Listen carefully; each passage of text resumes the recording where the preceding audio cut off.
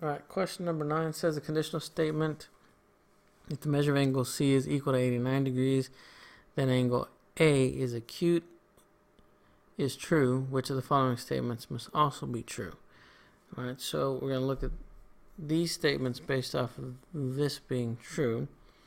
So if angle C is acute, then the measure of angle C is equal to 89 degrees. Okay. The hypothesis, I know that it's acute.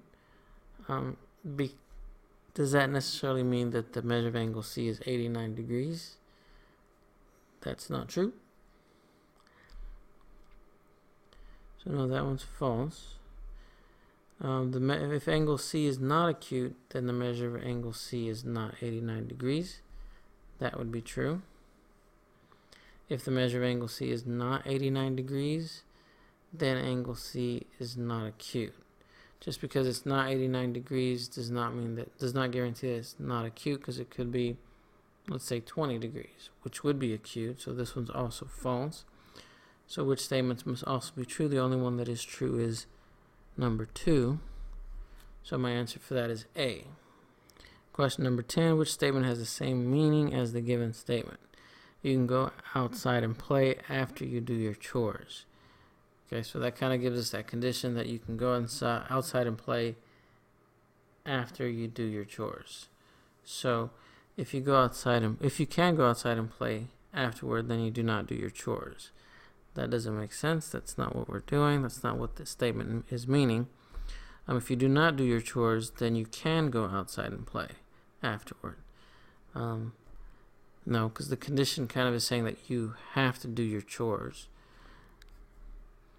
If you cannot go outside and play afterward, then you do your chores. That's not what the statement says either.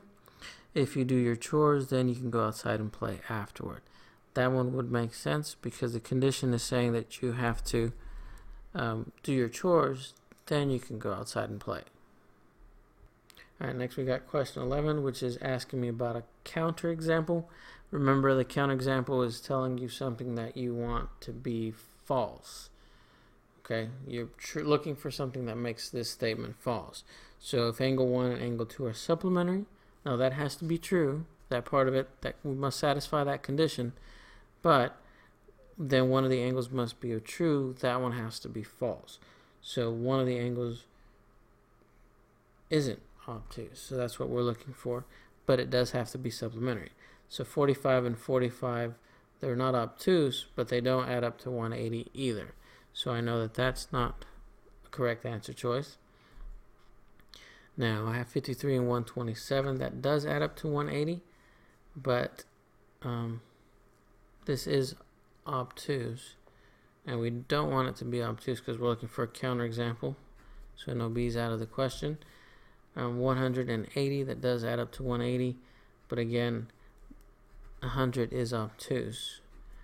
All right, if I look at the last choice, D, measure of angle 1 is 90, and measure of angle 2 is 90. Both of these added together make 180, and neither of these are obtuse, so this one would be the right answer choice. Number 12 says, which of the following statements about the figure cannot be justified? So we're looking at what can't be true based off of the diagram. Points A, B, C, D are non-coplanar. Remember that means that they are not on the same plane. So if I look at the diagram, A, B, C, and D, they are actually all on this same plane M. Okay, so that one would not be justified. F is the right answer. But since this is a review, let's kind of look over these to see what else we have to know. Line AB is the only line that passes through points AB. That is true because that's how we defined a line. Is a line that connects, that passes through 2 points. Point C and E line in plane M, so line CE must also line in plane M. That's another postulate that we defined at the beginning of the year. Points B, C, and D are non-collinear, so plane M is the only plane containing these points. Again, that's another definition of postulate on how we defined a plane. Plane has to have at least 3 non-collinear points. And since that's what we have to have one plane. And according to the diagram, that is plane M. Alright, for number 13, it says which of the following statements is an example of a property of equality?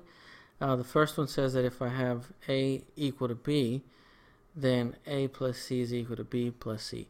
That one is true because if you take a number, let's say I have 3 is equal to 3, and if I add some other number, like 2, if I add it to one side and I add it to the other, the inequality is still true. Okay, this is the addition property. If AB is equal to BC, then A is equal to C. That's also true. That's the transitive property. Okay, and remember that the transitive property only works with 3 points. If I add another point, or if I just have A is equal to B, that's not the transitive property. You have to have only 3 points, and if the first one is equal to the second one, and the second one is equal to the third one, then the first one is equal to the third one. Okay. The last one, number 3, says if A is equal to B, then A may be replaced by B in any equation or expression. That would be the substitution property of equality, which is also true. So my answer for this one is D.